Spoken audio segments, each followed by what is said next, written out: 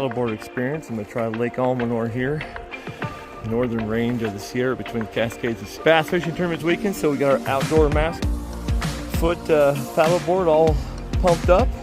Got my paddle. Forgot some of my camera accessories, so this is going to be an inboard experience. So we're going to see how this goes with our outdoor mask. We got our paddle here.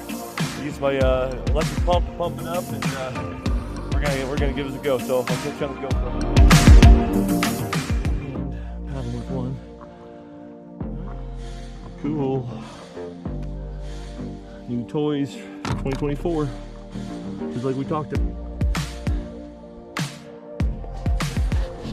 Guess I'm not just a hiker anymore. I get on the water here and enjoy this a little bit. Can't wait to get on Lake Tahoe, maybe some of our mountain lakes around the Sierra this summer. Series on that. We hope you guys will join us.